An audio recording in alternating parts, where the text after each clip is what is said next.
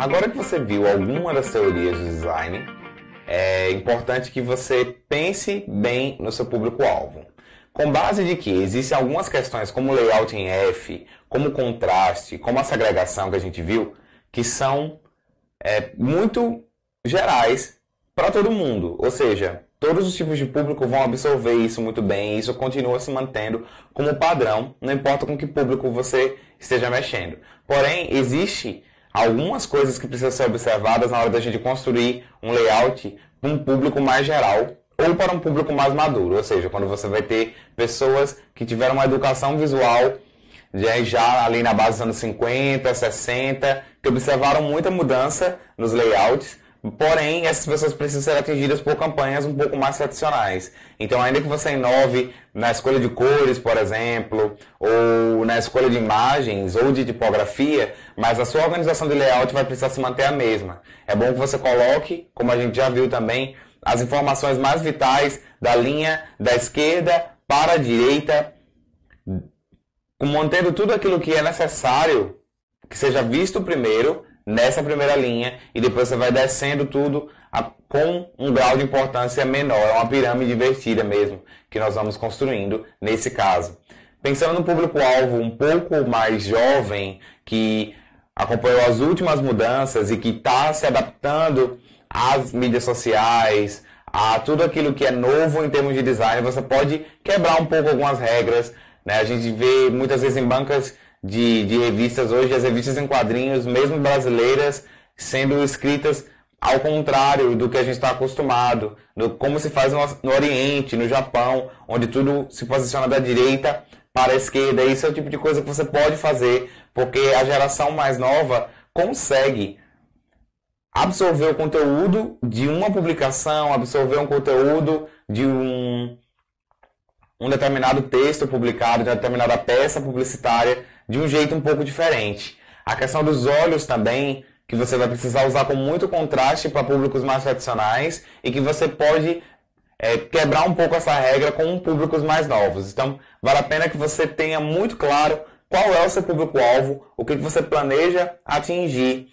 Também tem as questões dos gostos. Muitas vezes, um público um pouco mais refinado vai gostar mesmo de um design que é um pouco mais refinado, um pouco mais limpo, sem tanta informação. Enquanto o degradê, por exemplo, é muito mais bem visto entre as camadas mais populares. Se você faz um estudo nas regiões do Brasil, por exemplo, você vai ver muita tipografia limpa, ou seja, sem degradê e sem efeitos, no Sudeste, até mesmo aqui no Nordeste, enquanto que você tem regiões como Centro-Oeste e Norte, onde a predominância das características tipográficas dentro dos layouts e da construção das marcas é o degradê mesmo e o abuso do contraste de cores. Essas são características culturais. Eu não quero dizer que um é melhor que o outro. Porém, existem formas diferentes com que cada cultura, com que cada público observa. Então, vai ser muito interessante para você saber que região você está se tratando, que parte da sua cidade, o que cada público gosta de ver. E o melhor jeito de a gente descobrir isso é dando uma conferida naquilo que os outros publicitários, que os outros designers, que os outros freelancers já fizeram para esse determinado público. E aí você vai ter um resultado satisfatório que atinge o público e que transmite a mensagem, que é nosso objetivo principal.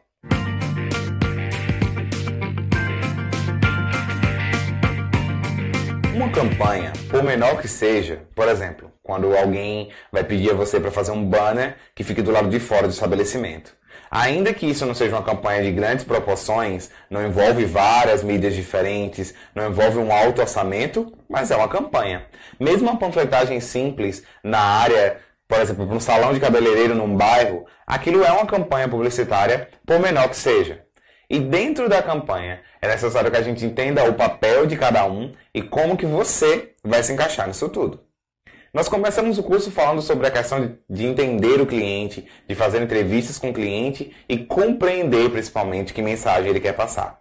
Isso precisa estar muito claro, muitas vezes para o cliente. Eu sei que nós, como designers e como pessoas que estamos nos aproximando dos empresários para ajudá-los em comunicação, somos vozes que são ouvidas dentro desse processo. Porém, numa campanha envolvendo mais profissionais, nós temos auxiliares de marketing, assessores e consultores que ajudam ao cliente a saber e a se localizar um pouco melhor sobre que mensagem e de que forma essa mensagem vai ser passada.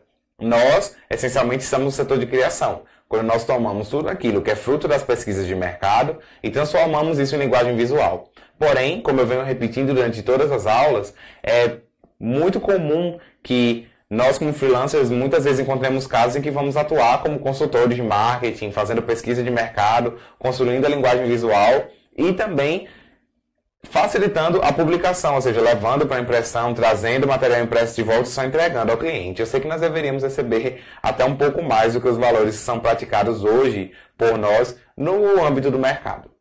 Porém, isso pode acontecer muito com você e, na realidade, muita gente vê isso como uma exploração, mas eu acredito, principalmente, que isso é um modo de crescimento de cada um como profissional. Eu cresci muito em casos como esse e eu acredito que você também tenha muitas histórias para contar. Dentro de uma campanha, é importante também ter um bom diálogo de equipe. A gente vai ter uma aula específica sobre isso, mas é bom que a gente saiba unir bem cada parte desse processo. Aquilo que é o produto final, que é o banner, que é o panfleto, que é a campanha na página do Facebook, que é o comercial de televisão, tudo isso é só a ponta do iceberg, é só a parte que fica do lado de fora. Um iceberg pode ter metros e metros de gelo abaixo da água, e esse iceberg todo é formado principalmente por toda a parte de pesquisa, compreensão do cliente, do público-alvo, e tudo isso desenvolve o meio de comunicação e a melhor estratégia.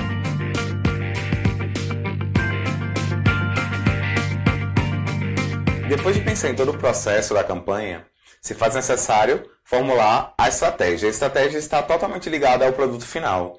É ela que é traduzida pelo banner que a gente produzir, pelo folder, pelas várias mídias que a gente vai tratar durante os capítulos tutoriais desse curso. É necessário pensar qual é a melhor estratégia a ser absorvida na sua campanha. Às vezes, você vai ter uma campanha que vai ter todas essas mídias que a gente vai ver. Eu considero que isso é um pouquinho difícil, sim, mas pode acontecer. Pode acontecer que você tenha uma estratégia menos complexa, com uma ou duas mídias, ou apenas com uma só. Mesmo uma panfletagem simples, ou um banner pendurado no lugar do estabelecimento, num determinado outro local, ou um quiosque, tudo isso são estratégias que podem ser absorvidas por qualquer campanha. O importante é saber quais estratégias têm a ver com a mensagem que o cliente quer transmitir e quais dessas estratégias são melhor absorvidas pelo público-alvo. Então, a partir desse capítulo nós vamos começar a ver vários capítulos tutoriais, onde nós vamos ver várias mídias diferentes, analisar uma por uma e ver em quais estratégias melhor elas se encaixam.